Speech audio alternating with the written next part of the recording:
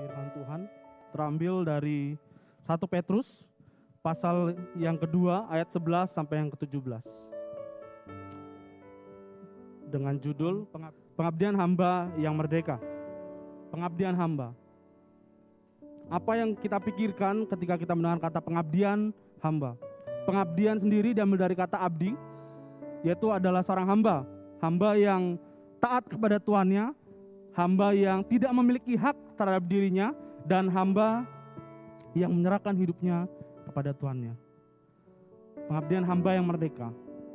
Seperti apa sikap orang yang merdeka? Seperti apakah gaya hidup orang-orang yang merdeka? Kita akan belajar dari surat Petrus yang pertama ini.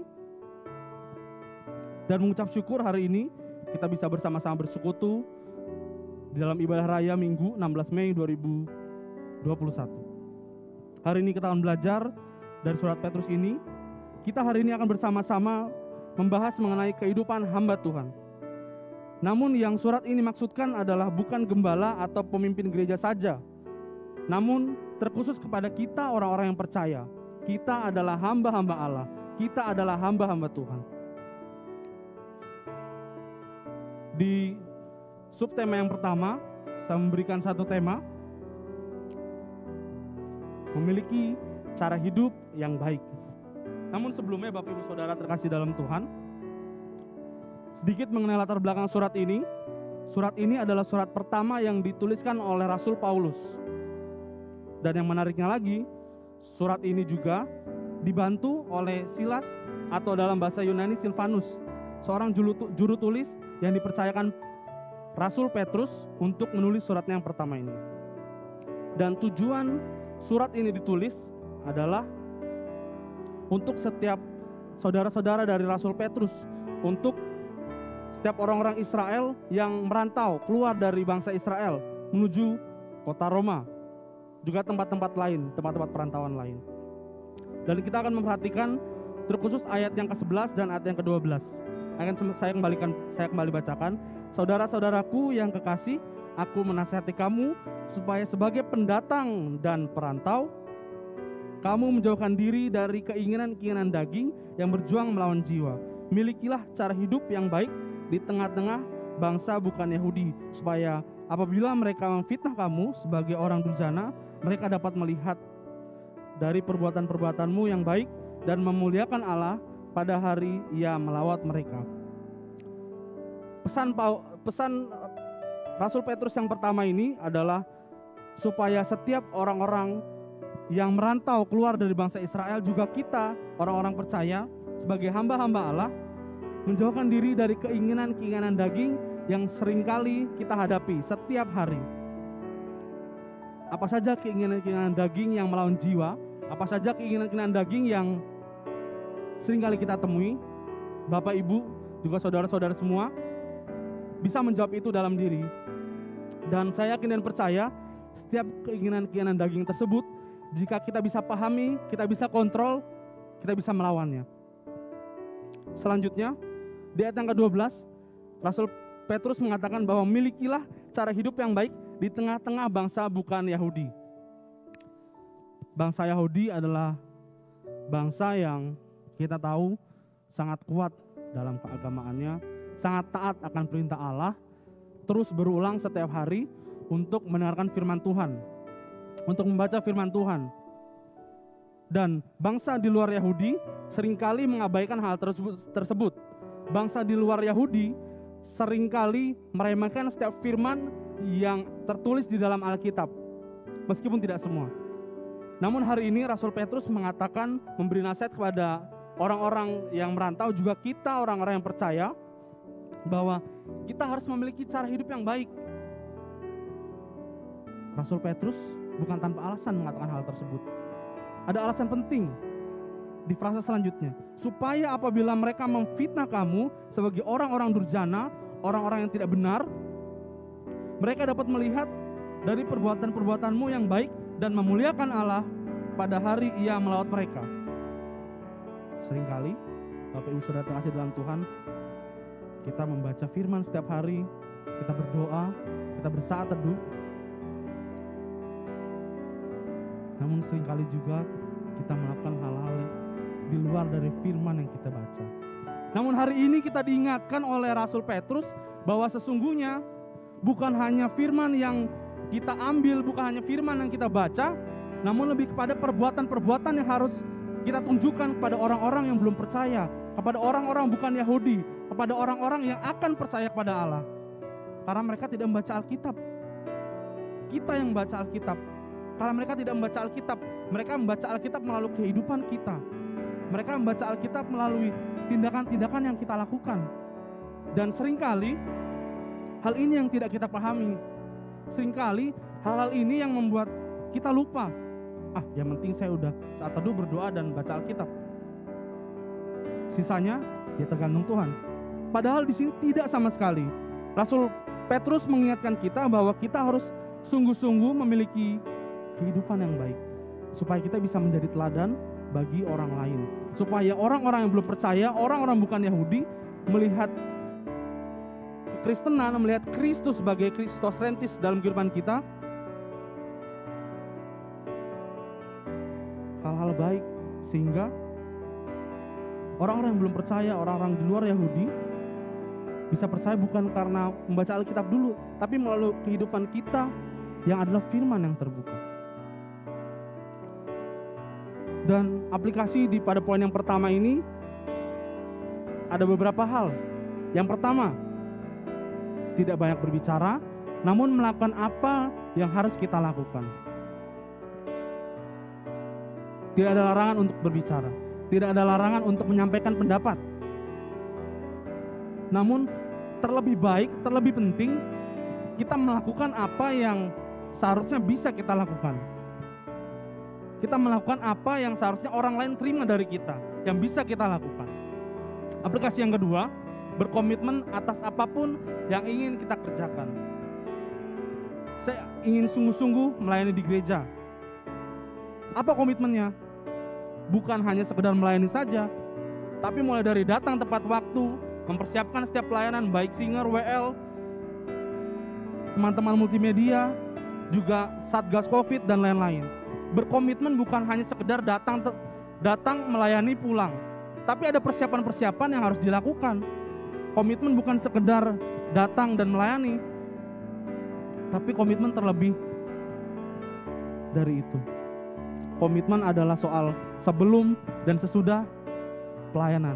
Komitmen adalah soal seberapa sungguh kita mengabdi, seberapa sungguh kita untuk melayani, seberapa sering kita mempersiapkan berdoa untuk setiap pelayanan yang akan kita lakukan. Dan poin yang ketiga, pembuktian melalui tindakan lebih berguna dari apapun. Ini ada sangkut pautnya dengan poin yang pertama tentang aplikasi pada subtema yang pertama ini. Jadi sesungguhnya ketika kita mampu memperkatakan firman, itu satu poin yang penting bagi kita. Namun terlebih penting adalah pembuktian dari firman yang terucap, pembuktian dari apa yang kita terima daripada Tuhan. Sehingga ini menjadi landasan bagi kita sebagai hamba-hamba yang merdeka, sebagai pengabdi-pengabdi Allah yang merdeka. Sudah seberapa jauh kita sungguh-sungguh merdeka, atau kita masih seringkali dikuasai oleh hawa nafsu kita? Seringkali kita dikuasai oleh diri kita sendiri yang egois, diri kita sendiri yang mementingkan diri sendiri ketimbang pengabdian kepada Allah, ketimbang pelayanan-pelayanan kepada Tuhan. Kita masuk subtema atau poin yang kedua. Di ayat yang ke-13 sampai ke-15. Kita bisa perhatikan sama-sama Alkitab kita. Saya memberikan subtema yang kedua ini, tunduk kepada pemerintah karena Allah. Bukan tunduk kepada pemerintah karena ini, karena itu. Tunduk kepada pemerintah karena Allah. Kita akan perhatikan bersama-sama ayat yang 13 sampai 15. Tunduklah karena Allah kepada semua lembaga manusia, baik kepada raja sebagai pemegang kekuasaan yang tertinggi, maupun kepada wali-wali yang diutusnya untuk menghukum orang-orang yang berbuat jahat dan menghormati orang-orang yang berbuat baik. Sebab inilah kehendak Allah, yaitu supaya dengan berbuat baik kamu membungkam kepicikan orang-orang bodoh. Ini masih erat kaitannya dengan poin yang pertama tadi. Saya akan ulangi ayat yang ke-15. Sebab inilah kehendak Allah, yaitu supaya dengan berbuat baik kamu membungkam kepicikan orang-orang bodoh. Siapa orang-orang bodoh yang dimaksud oleh Rasul Petrus? Siapa orang-orang bodoh?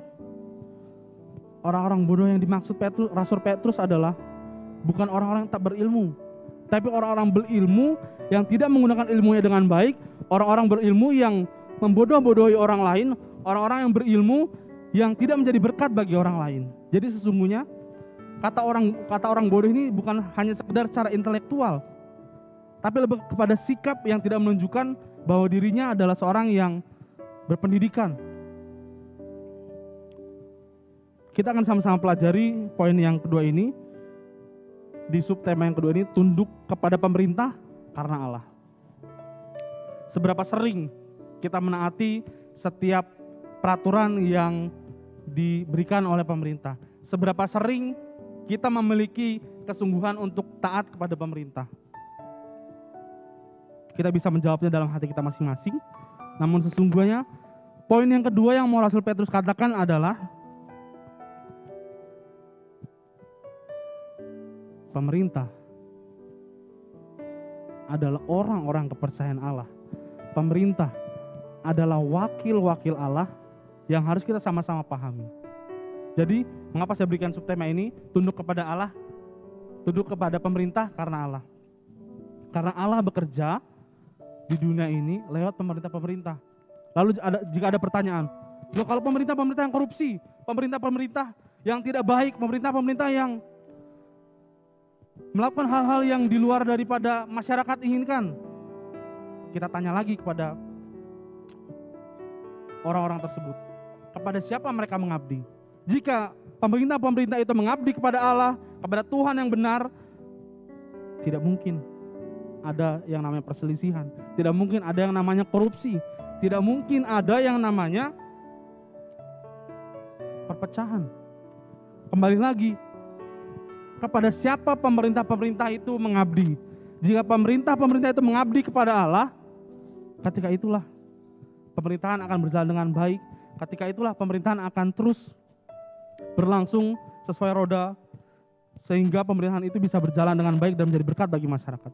Namun ketika ada perpecahan, ketika ada konflik, ketika ada serang menyerang, ketika ada baku hantam di antar pemerintah, satu pertanyaan yang harus kita tanyakan pada mereka, kepada siapa Anda mengabdi? Sehingga Rasul Petrus memberikan firman ini bukan hanya berfokus pada pemerintah atau orang-orang bodoh, tapi lebih kepada sikap kita orang-orang merdeka. Jika kita sudah menjadi orang-orang merdeka, jika kita sudah menjadi orang-orang yang benar, jika kita sudah menjadi orang-orang kepunyaan Allah, apa respon kita terhadap pemerintah yang tidak benar? Apa respon kita terhadap pemerintah yang benar?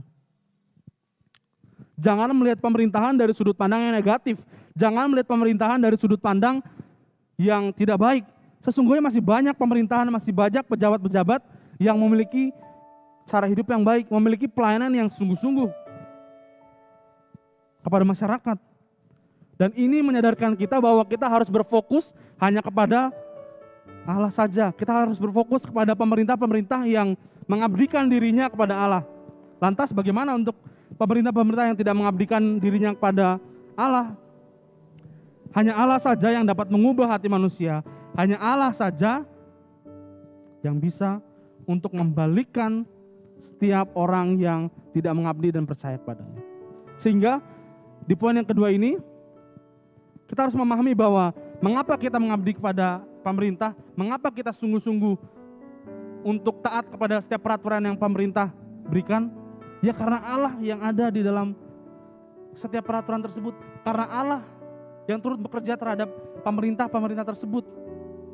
Sehingga akhirnya inilah tunduk kepada pemerintah, taat kepada pemerintah karena Allah. Bukan karena manusia, bukan karena Pak ini, bukan karena Bu ini, tapi karena Allah.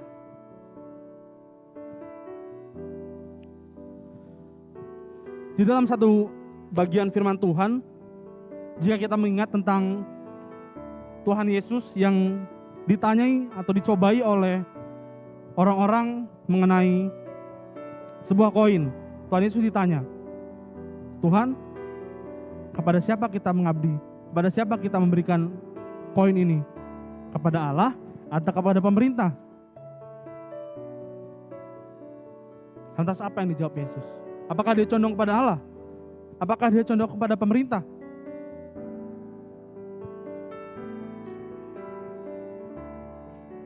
Ia menjawab dengan jawaban yang sangat baik. Berikanlah apa yang pemerintah miliki, berikanlah kepada pemerintah apa yang harus ia terima, dan berikanlah kepada Allah apa yang harus kamu berikan kepada Allah. Jadi sesungguhnya Tuhan Yesus mau mengingatkan kita juga secara pribadi, kita tidak boleh terlalu condong kepada Allah. Bukan berarti kita tidak boleh terus-menerus pada Allah, tapi lebih kepada kita juga harus memikirkan pemerintah di dunia ini. Kita harus bisa membagi waktu kita harus membagi berkat kita kepada pemerintah ini. Dan yang terpenting adalah, penting bagi kita sebagai hamba-hamba Tuhan yang merdeka, memahami bahwa pemerintah adalah tangan Allah di dunia ini. Sehingga aplikasi daripada poin atau subtema yang kedua ini adalah, ketundukan adalah hal yang bukan sekedar dilihat, namun dibuktikan dengan beberapa hal, termasuk penyerahan diri.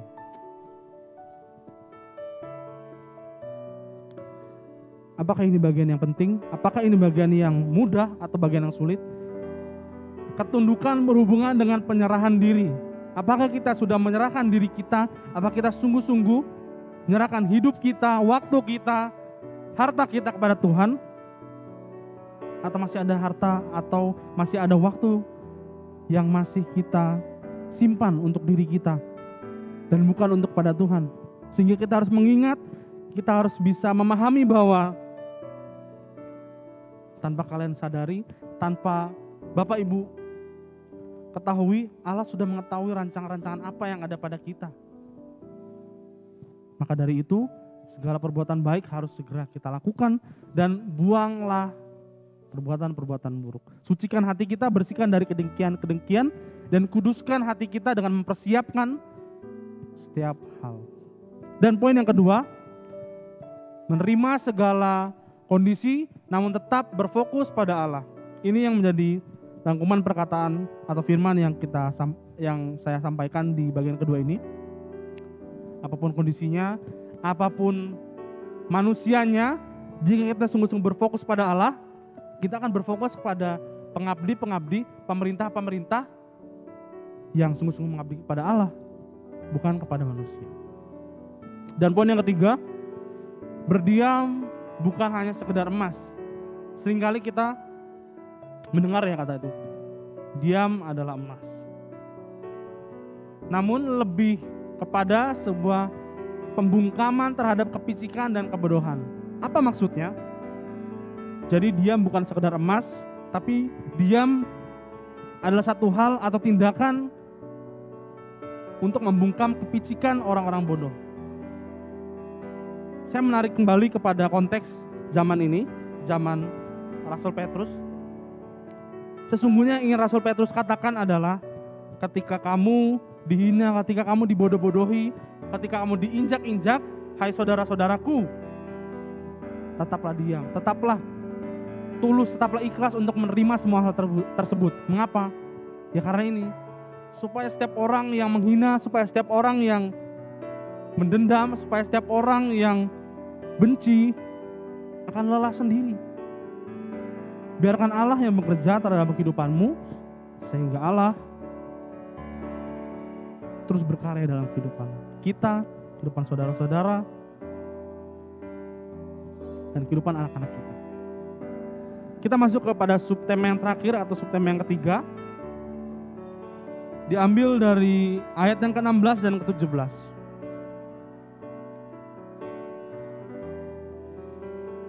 Akan saya bacakan ayat yang ke-16.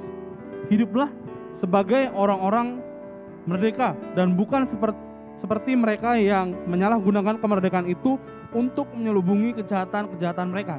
Tetapi hiduplah sebagai hamba Allah. Ayat yang terakhir, hormatilah semua orang, kasihilah saudara-saudaramu, takutlah akan Allah, hormatilah raja. Subtema yang ketiga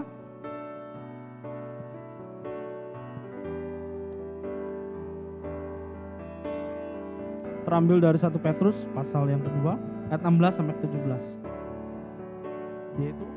Yaitu hidup sebagai orang merdeka juga menghormati sesama. Ini merupakan bagian terakhir dan ini merupakan bagian rangkuman dari 2 bagian awal mengenai ketika kita hidup sebagai hamba yang merdeka, kita harus mampu juga menghormati sesama. Kita harus mampu menghormati pemerintah. Kita harus mampu menghormati raja, yang baik, yang buruk, yang mengabdi kepada Allah maupun yang tidak mengabdi kepada Allah. Karena sesungguhnya hamba-hamba yang merdeka, hamba-hamba yang setia sudah memiliki tempat yang disediakan Allah. Dan kita mengingat satu tokoh terpenting dalam kehidupan kita, yaitu Yesus Kristus. Apa tindakan dia? Apa yang ia lakukan ketika ia dicaci maki, ia diinjak-injak oleh pemerintah? Apa yang ia lakukan? Apakah ia melawan? Apakah ia balas memukul? Apakah ia balas untuk menginjak-injak? Tidak. Ia hanya diam dan menyerahkan kepada Bapa. Biarlah cawan ini lalu daripadaku. Dan Yesus Kristus menjadi contoh teladan dalam kehidupan kita, supaya ini menjadi kekuatan bagi kita, supaya kita mengingat bahwa sesungguhnya hamba-hamba yang merdeka adalah hamba-hamba yang bukan sekedar perkataan mengasihi orang lain, bukan sekedar ucapan untuk mengasihi orang lain, tetapi lebih pada tindakan. Bagaimana kita mengasihi orang-orang yang membenci kita? Terutama yang pertama adalah diam. Mengapa? Dengan diam kita dengan tulus ikhlas, dengan sepenuh hati mengasihi mereka yang membenci kita. Yang kedua, ketika kita sudah bisa melakukan hal yang mereka butuhkan, lakukanlah hal tersebut. Dan yang terpenting, janganlah menyimpan dendam, janganlah menyimpan amarah kepada mereka yang menghina kita, yang membenci kita. Karena dosa, kebencian, iri hati, dengki datang untuk membinasakan hati kita, mengotorkan kesucian hati kita yang sudah dibersihkan oleh darah Kristus. Dan ini semoga menjadi pemahaman bagi kita, supaya kita mempersiapkan hati kita, menguduskan hati kita, membersihkan, menyucikan hati kita untuk terus datang kepada Tuhan setiap hari. Sehingga akhirnya kita bisa sungguh-sungguh menghormati semua orang, kita bisa sungguh-sungguh mengasihi saudara-saudara kita, mengasihi raja, mengasihi pemerintah, terlebih lagi kita mengasihi Allah dengan tindakan dan perbuatan. Aplikasi dari subtema yang ketiga ini adalah bagian yang pertama, ketundukan adalah hal yang bukan sekedar dilihat, namun dibuktikan dengan beberapa hal, termasuk penyerahan diri. Kembali saya memperkatakan penyerahan diri, karena penyerahan diri bukan hal yang mudah. Penyerahan diri bukan hanya dilakukan 1-2 kali, tapi setiap hari ketika kita memiliki pergumulan, kita harus menyerahkan diri kita, menyerahkan hidup kita, menyerahkan pergumulan kita kepada Tuhan. Aplikasi yang kedua, menerima segala kondisi, namun tetap berfokus pada Allah. Kita melihat aplikasi pada bagian yang terakhir.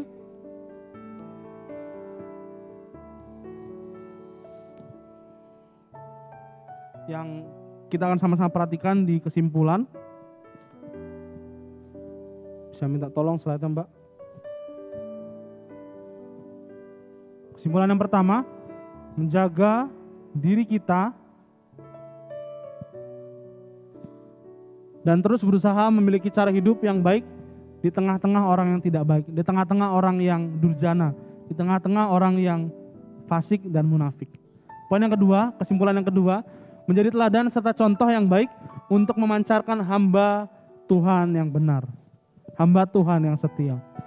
Kesimpulan yang ketiga, selain tunduk kepada Allah, dicerminkan dengan menaati perintahnya, kita juga menjadi orang yang merdeka dengan bertanggung jawab setiap apa yang kita perbuat, apa yang kita kerjakan, apa yang kita mulai. Dan yang terakhir, menghormati dan mengasihi semua orang seperti Yesus terlebih dahulu mengasihi kita, mengasihi orang-orang yang membenci kita, orang-orang percaya.